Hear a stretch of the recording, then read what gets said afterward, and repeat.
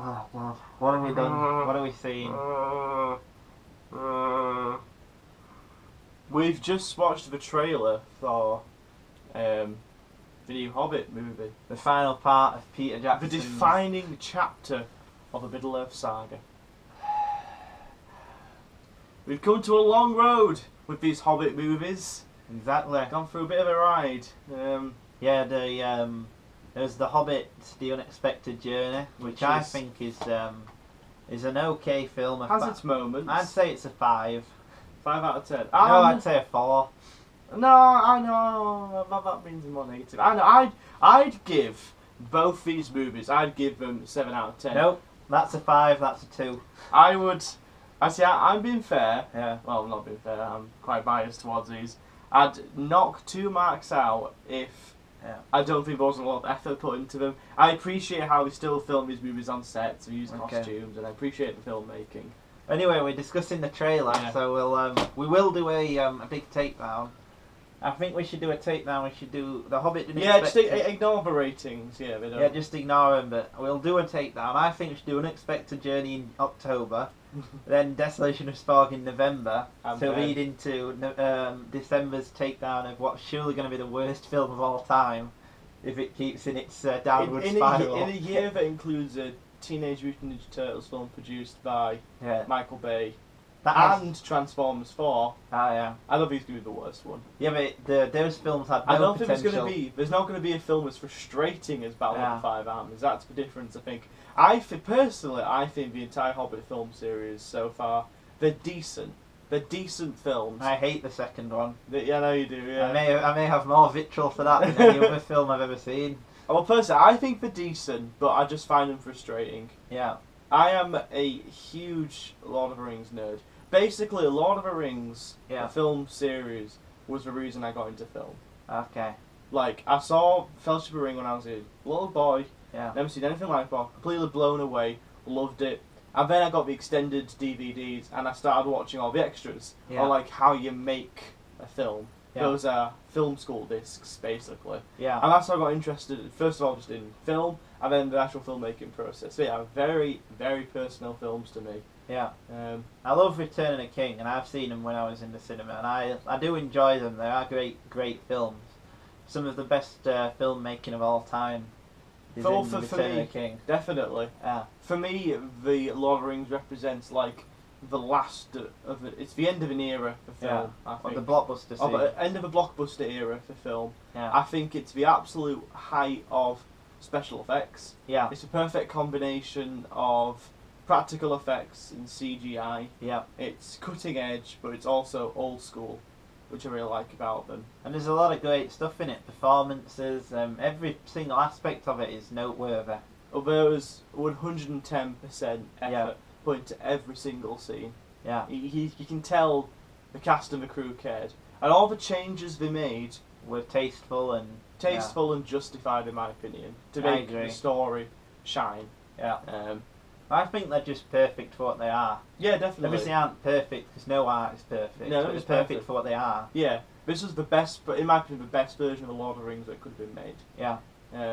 Now you get to these Hobbit movies, and they're difficult, but no, we're talking about the trailer. Yeah, so we'll, as I say, we'll take them down later. We'll discuss the entire thing later. So, my first major gripe with the trailer is, I hate how they're marketing it as the defining chapter of the saga. Yeah, like, I'm sorry, but when your saga includes the fucking Return of the King, an Oscar-winning movie, a clean sweep Oscar-winning movie. 11, well, it didn't win everything. Ian McKellen didn't win Best Supporting Actor. No, it's true, but out of the 11 nominations it was nominated for, it won all 11. Yeah. So it's a clean sweep in that regard. But when your film series includes Return of the King, yeah, I'm sorry, but Battle of the Five Armies ain't going to be the defining chapter. Well, the problem I think with marking it as that as well is that the stakes are so low in many ways. Basically, yeah. I mean, at the end of this is a spoiler for the Desolation of Smaug. Desolation of Smaug. Smaug ends up loosed on the city, but that is like, in terms of the actual Middle Earth saga, It's small That's potatoes. incredible. Yeah, I mean that's not even like if a tenth of as important as even the Fellowship of the Ring stakes with the whole of the world in the ring. At stake, yeah. So how can you say that this defining chapter, which is just about getting some gold, I assume is from what you said and from the trailer, how can that be as defining as the entirety of Middle Earth being taken over by evil? Precisely. I mean, it doesn't even work on a literal sense of defining the tone of the saga. It's obviously not going to do that either. It's not. These Hobbit movies should have been like light, fun little adventures, which is like a little return to Middle Earth. Yeah. Like a victory lap for the Lord of the Rings. Like, oh my god, we pulled Lord of the Rings up. Yeah. Here's a bit of fun. Here's the Hobbit, you know. Well, I hate how serious and dour the trailer is as well. Yeah, I do as well. It's so manipulative using Billy Boyd's song, because obviously that's sung in Return of the King at a really crucial part of the story, and using that song, as a subconscious or even not even subconscious link. It's pretty blatant. Yeah, blatant link to saying this is going to be as big as Return of the King, the biggest film of all time. Because we know that, you know, audiences are losing interest. Yeah, I called it Desolation of Smaug made less money than Unexpected Journey. Yeah, they're going on a downward spiral, so yeah. You know, like, how else are we going to market it? Oh shit, we better pull out the stakes and compare it to Return of the King. You know, ain't nobody winning no Oscars for Battle of the Five Armies. No, what annoyed me as much as well is there's that scene where Gandalf is being tended to by Cate Blanchett's character, who I don't know the name Galadriel. of. That's it, and didn't do enough research. Were you uneducated nerd? No, sorry about that. I'm not going to tell you who directed Jules at Jim. But yeah, her character, it's like, I'm assuming you're meant to go and see it to think, whoa, what happened to Gandalf? Or, oh, this is going to be so serious, what happens to Gandalf? But you know what happens to him. You know he's going to be okay. He's going to be absolutely fine, because he's fine in...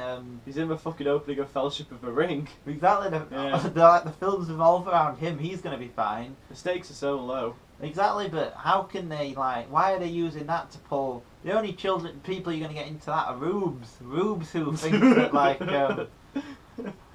I don't understand, because, like, people who don't know who Gandalf is will have no emotional stake in that at all. Yeah. They're not going to think, like, what's Ian McKellen doing? Right? They'll just think, oh, why should I care who this guy is? And then people who do know who he is, who are going to know, who know what Lord of the Rings is, know he lives anyway. Yeah.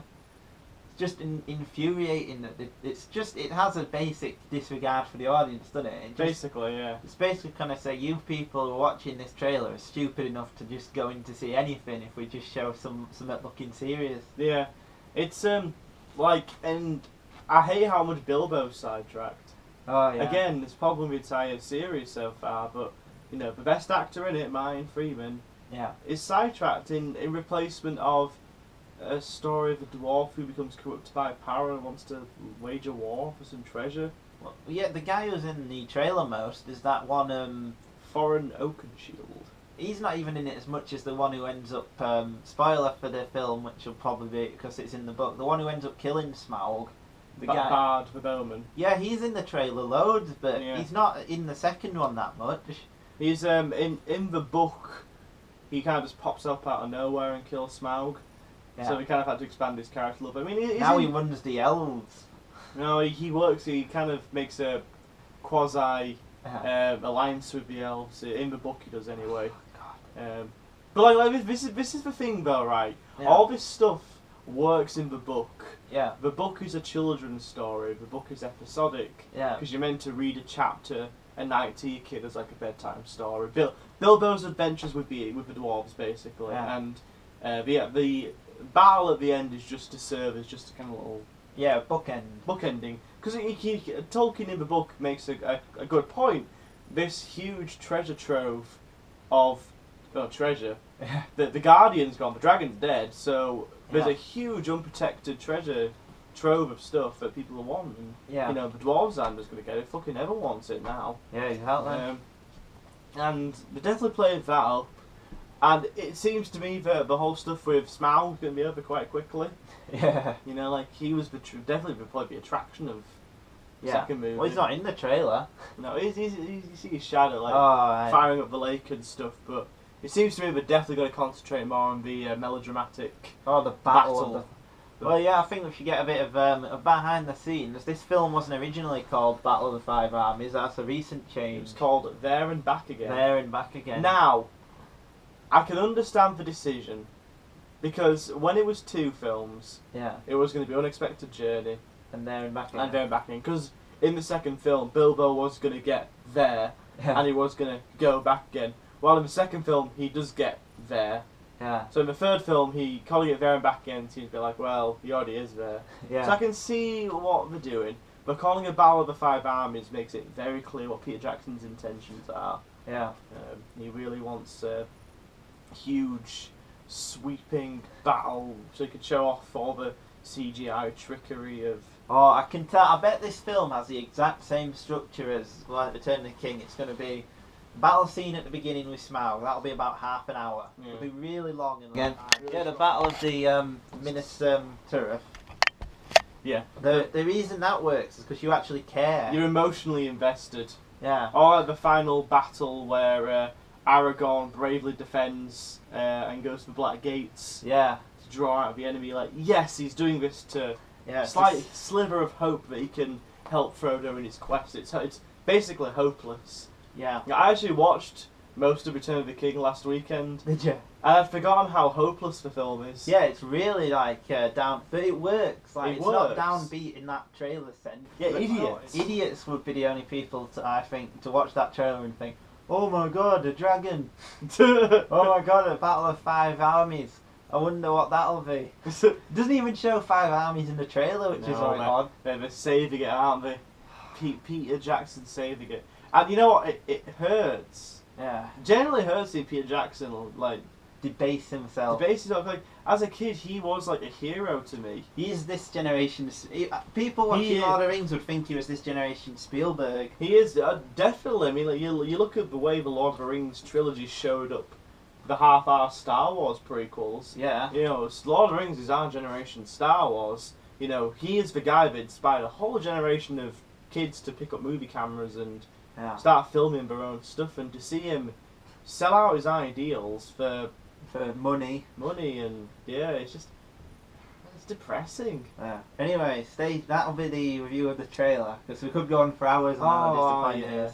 But yeah, stay tuned for our takedown of the Hobbit films. It'll be hours long. Hours long. I've got a lot of pent up opinions about them. Laundry list of frustrations. They need to be got out on paper. But you know what? I'm still a sucker because I've gone out and bought both of them. And what else have you bought? I ashamedly bought the extended cut of Unexpected Journey because that film needed it to be longer. Yeah, because Peter Jackson just has his money in my wallet. I mean, Yeah. So anyway. it's my fault basically that these films are keeping going. Because you alone. Yeah, me alone, because I'm probably the only person that actually bought this. It's all my fault, so I'm sorry.